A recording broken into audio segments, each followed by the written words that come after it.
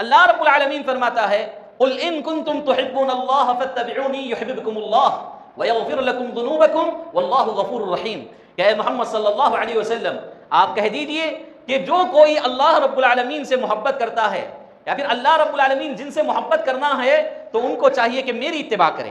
اللہ کے نبی صلی اللہ علیہ وسلم کی اتباع کا اس میں حکم دیا جا رہا ہے، اور پیارے نبی صلی اللہ علیہ وسلم کی اتباع کرنے کا جو فائدہ اس آیت میں بیان کیا وہ انتہائی اہم ہے، قابل ذکر ہے۔ وہ فائدہ کیا ہے؟ جو کوئی اللہ کے نبی صلی اللہ علیہ وسلم کی اتباع کرتا ہے اس کا سب سے بڑا فائدہ یہ ہے کہ اللہ اس سے محبت کرتا ہے۔ دوسرا فائدہ یہ کہ اس کے گناہ مٹا دیے جاتے ہیں، اس کی مغفرت کر دی جاتی ہے۔ کیوں؟ اللہ رب العالمین بہت زیادہ رحم کرنے والا، بخشنے والا ہے۔ تو میرے بھائیو، اس آیت کریمہ کی روشنی میں اگر غور کیا جائے تو معلوم ہوتا ہے کہ پیارے نبی صلی اللہ علیہ وسلم کی اتباع امتی کے لیے ضروری ہے، فرض ہے، اس کے بغیر کوئی چارہ نہیں ہے۔ تو نبی صلی اللہ علیہ وسلم کی اتباع کن مسائل میں؟ شریعت کے ایک ایک مسئلے میں، چاہے وہ مسئلہ بڑا ہو یا چھوٹا، اللہ کے نبی صلی اللہ علیہ وسلم کی اتباع ضروری ہے۔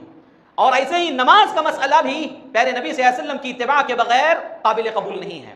لہذا آج آپ کے سامنے نماز سے متعلق چند مسائل بیان کیے جائیں گے۔ کیوں؟ اللہ کے نبی صلی اللہ علیہ وسلم خود فرماتے ہیں صلو کما رأیتمونی اصلی، کہ اے لوگو نماز ویسے ہی پڑھو جیسے مجھے پڑھتے ہوئے دیکھے ہو۔ تو ہم نے اللہ کے نبی صلی اللہ علیہ وسلم کو نماز پڑھتے ہوا دیکھا نہیں ہے، تو جن لوگوں نے دیکھا ہے ان کی گواہی ہمارے لیے قابل حجت ہے، اور وہ ہیں صحابہ کرام رضوان اللہ علیہم اجمعین کی جماعت۔ تو صحابہ نے نبی صلی اللہ علیہ وسلم کی جو نماز کی کیفیت احادیث صحیحہ میں، اقوال آثار میں بیان کیے گئے ہیں، وہ ہمارے لیے قابل حجت ہیں اور وہ دلیل کے قابل ہیں۔ لہذا ہم ان باتوں پر ایمان و یقین رکھتے ہیں۔ اہل حدیث کی ایک پہچان ہے، یہ نماز میں اپنے ہاتھوں کو کندھوں تک یا کانوں تک اٹھاتے ہیں۔ آپ بات کو سمجھیں، کندھوں تک، کانوں تک اپنے ہاتھوں کو تکبیر تحریمہ میں اٹھاتے ہیں۔ اور یہ عمل اہل حدیث کیوں کرتے ہیں؟ صحابہ کرام رضوان اللہ علیہم اجمعین نے کیا ہے اور پیارے نبی صلی اللہ علیہ وسلم سے سیکھا ہے اور پیارے نبی صلی اللہ علیہ وسلم کو کرتے ہوئے دیکھا ہے۔ اسی لیے اہل حدیث نماز شروع کرتے وقت اپنے ہاتھوں کو کندھوں تک یا کانوں تک اٹھاتے ہیں۔ یہاں پر اس ضمن میں صحیح بخاری کی ایک حدیث آپ کے گوشے گزار کرنا چاہوں گا، حدیث نمبر 730 جس کے راوی ہیں عبداللہ بن عمر رضی اللہ عنہما۔ وہ بیان کرتے ہیں رأیت النبی صلی اللہ علیہ وسلم افتتح التکبیر فی الصلاۃ فرفع یدیہ حین یکبر حتی یجعلہما حذو منکبیہ۔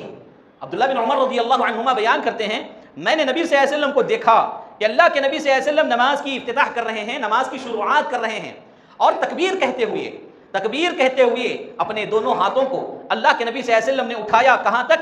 حذو منکبیہ، کندھوں تک اللہ کے نبی صلی اللہ علیہ وسلم نے اٹھایا۔ تو اس واضح جملے سے، اس واضح حدیث سے یہ بات معلوم ہوتی ہے کہ اللہ کے نبی صلی اللہ علیہ وسلم نے نماز کی شروعات میں ہاتھوں کو اٹھایا ہے تو کندھوں تک۔ اور اسی طرح صحیح مسلم میں ایک روایت ہے، مالک بن حویرث رضی اللہ تعالیٰ عنہ سے لائی گئی ہے۔ اسی طرح سنن ابی داؤد میں ایک روایت ہے جو کہ وائل بن حجر رضی اللہ تعالیٰ عنہ سے بیان کی گئی ہیں۔ ان روایتوں میں ایک اور طریقہ بیان کیا جا رہا ہے کہ وہ نبی صلی اللہ علیہ وسلم کا اپنے ہاتھوں کو کانوں تک اٹھانے کا ہے۔ تو میرے بھائیوں، معلوم یہ ہوا کہ پورے صحیح احادیث کے ذخیرے میں اگر دیکھا جائے تو ہاتھ اٹھانے کے دو طریقے ہیں، اللہ کے نبی صلی اللہ علیہ وسلم سے جو ثابت شدہ ہیں، صحابہ کرام کا جن پر عمل ہے، ان میں پہلا طریقہ ہے کندھوں تک ہاتھوں کو اٹھایا جائے، دوسرا طریقہ ہے کانوں تک ہاتھوں کو اٹھایا جائے۔ اب یہاں وضاحت اس بات کی ہے کہ بہت سارے لوگ اپنے ہاتھوں کو کانوں کی لو کو لگاتے ہیں، یعنی ہاتھ کے جو انگوٹھے ہیں ان انگوٹھوں کو باقاعدہ کان کی لو کو لگاتے ہیں، کان کے نیچے والے حصے کو لگاتے ہیں، اور اس کے بغیر نماز کی شروعات نہیں سمجھتے، تو پھر یہ لوگ غلطی پر ہیں۔ اور اس طرح سمجھنا یہ بدعت ہے، کیونکہ اللہ کے نبی صلی اللہ علیہ وسلم سے نہیں بلکہ صحابہ سے، تابعین سے، تبع تابعین سے، یہاں تک کہ ائمہ، مجتہدین، فقہاء، محدثین اور متقدمین علماء سے بھی یہ عمل ثابت نہیں ہے۔ جو پرانے بزرگ علماء گزرے ہیں، بڑے بڑے علماء، چوٹی کے علماء، وہ لوگ بھی اس کے قائل نہیں کہ ہاتھ کے انگوٹھوں کو کانوں کو لگایا جائے۔ کانوں تک اٹھانے کا ذکر ہے، کندھوں تک اٹھانے کا ذکر ہے، لیکن کانوں کو لگانے کا ذکر کہیں پر بھی نہیں ہے، صحیح حدیث میں نہیں بلکہ ضعیف حدیث میں بھی موجود نہیں ہے۔ اب یہ عمل خود ساختہ عمل ہوا کہ نہیں ہوا؟ اور اس پر عوام تو عوام بلکہ علماء، مفتیان کا بھی عمل ہے، نماز پڑھانے والے ائمہ کا بھی اس پر عمل ہے۔